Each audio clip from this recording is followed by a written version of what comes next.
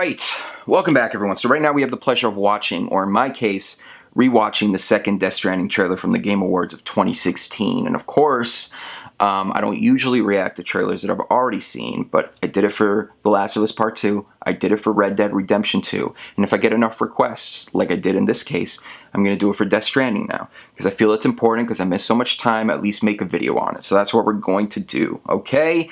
Now, let's head to the power rankings. Number 37 on the list right now, behind Monster Hunter Worlds and Horizon Zero Dawn, The Frozen Wilds. Now, if you're wondering why the hell is Death Stranding at number 37, it should be number 1 or number 2 or number 3, well, the rules of the power rankings is that if you are a year or more than a year away from your initial release, or at least a scheduled release, or a window, then you don't get positive points for that, all right? But of course, when this game gets gameplay, when we near its release, when we're at least a year away, it's going to be at the top. You could expect it to be a top 5 title because it's Kojima, all right?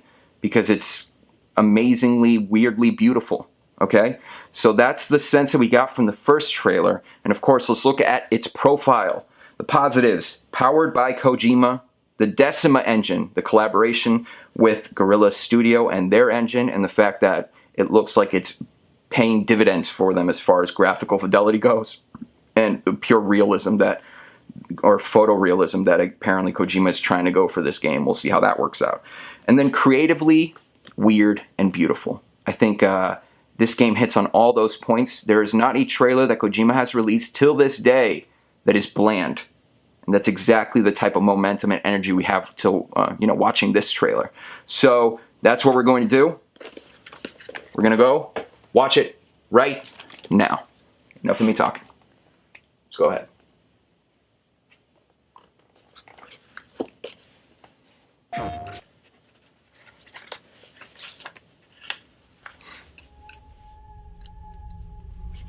What I love about this is the shot is exactly the same as the first trailer. You almost think it's repeating. It's very smart change of direction.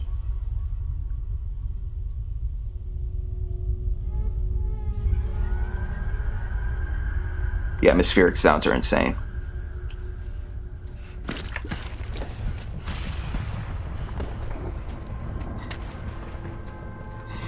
I'll never forget that moment when he turned around.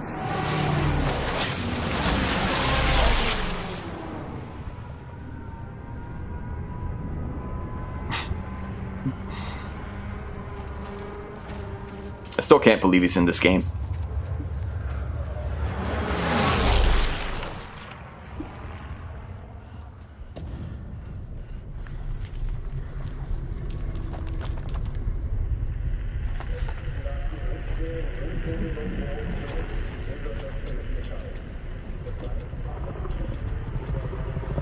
This moment was the one that really gave me the wow.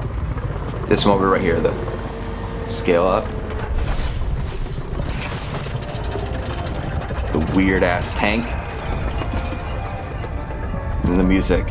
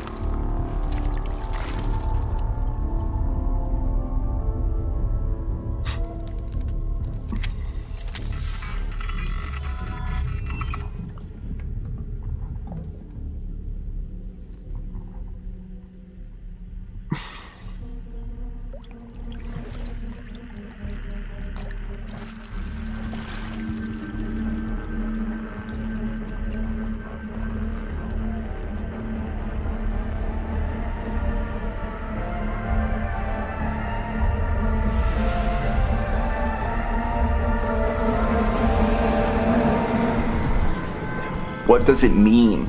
What does it mean? That shot's gorgeous, man.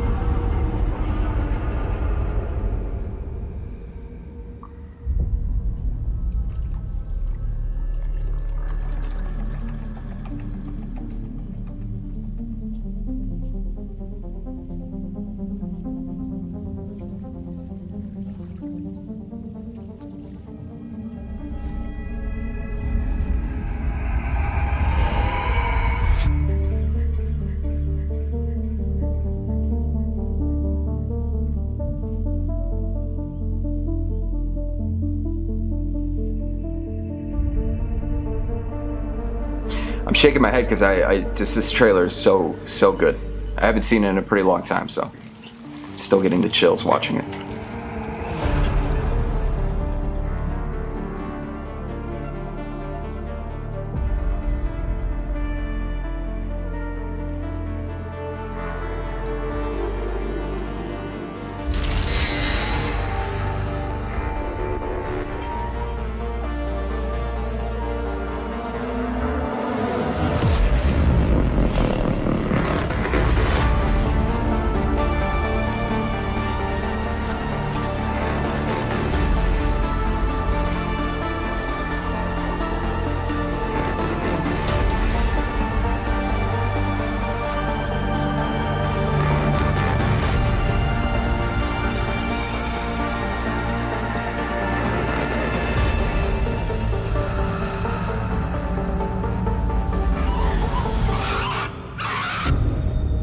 What does that mean?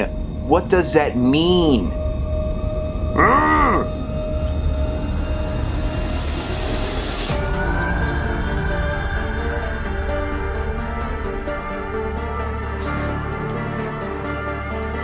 Hi, baby, hi. My dog is, yep. Hi, honey. All right. Wait. I don't remember if there's something at the end. Nope, just a logo. All right, so let's take these headphones off and have me regroup for a second, because there's something about that trailer that makes me think that it's probably one of the best I've ever seen. Now, obviously, there's not a lot to hold on to. There is a whole lot of questions that haven't been answered from the first trailer to the second one, and probably even more questions now. The first one was just, I felt like it was more of a tone piece. This one, at least looking back at it now, I feel like there's a little bit of gameplay hints in there. What does the connectivity mean? Right, being attached to your soldiers. What does that mean? How is being connected to an infant in some kind of casing? What the hell does that mean? These are all questions that I feel directly involve gameplay, because I don't imagine playing this game and only seeing those attachments in cutscenes. I just don't see it. I think it involves gameplay somehow. It involves, I think, the cue to have the soldiers go in one direction. I think that's a key. Maybe that's something that only Mads Mikkelsen character does. Who the hell knows? But I think that's key, that it's going to be maybe not necessarily a co-op game, but a game that you're directing people to go certain places. That's something that games have had for a while now. It's nothing new, directing, you know, your friendly AI somewhere. But at the same time, I feel like in this game, they're going to do something a little different with it. All right, so let's look at the profile, the updated profile. And of course, we have Mads Mikkelsen. Now, just the fact that he's in this game is just pure joy for me, because I'm a huge fan of his.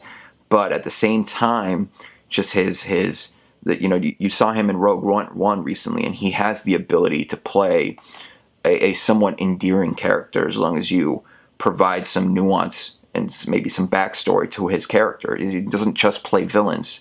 He has the opportunity, he has the depth as an actor to play something beyond that. So I feel like if this character specifically, who apparently is the antagonist of the game, is just a clean antagonist, then it's not as interesting. But I feel like if we incorporate some nuance, and I feel like Kojima will do some of that, then we have a really deep character or villain there. Okay, so let's move on to, of course, the city realism. One thing that has changed from the first trailer to the second one was the fact that we're just in a different setting. It starts off and it almost looks exactly the same as the first trailer. There's a lot of grays, there's a lot of black, but it does seem to me like we're maybe in London. We're in a city that is very cloudy most of the time. So I really do have a feeling that we're going to get that photorealism that Kojima is aiming for. We'll see if it's running on the PlayStation 4 Pro there. It seems like it is. But as far as it looking like that on the base model, maybe not as crisp. Maybe the release will have some anti-aliasing issues, especially if it's an open world game. But on 4K, I think we're going to get as near to photorealism as we're going to get this gen with this title. Because the Decima engine is such a powerhouse. It really, really is. I mean, when you play Horizon Zero Dawn and you look at the color scale and you look at the difference between the lighting during the day and at night, it does, or at least in Horizon Zero Dawn, it didn't do certain things well, like water. But at the same time, everything else was so crisp and so colorful, and the lighting was on point. And I just really, and the foliage, I mean, the foliage, to have that kind of foliage in an open world game means that that engine is powerful enough to sustain an open world, realistic city. No problem.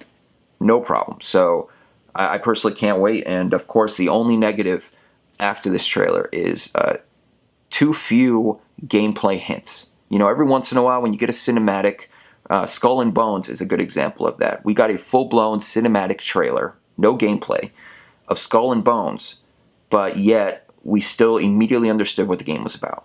Now, the uniqueness of Kojima is that he doesn't abide by rules. He doesn't abide by, giving the player certain types of information that they need to get.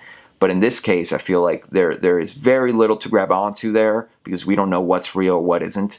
But when you look at other cinematic trailers, there is a lot to grab onto and be like, okay, we're going to be able to do this or that, or it seems like the messaging is veering towards this direction, or maybe it's incorporating some stealth, so we know that this game might have stealth mechanics. All right, so but this game is just, this trailer is just, it's pure nonsense when trying to describe or trying to articulate what gameplay might be like, because it's just, we have no ability to know, absolutely no, until the gameplay comes out. So that's the state we're in right now, and of course, that's where we're going to end it. So if you hate me, you know what to do. If you like me, you know what to do, and I'll see you guys later on another reaction. Peace.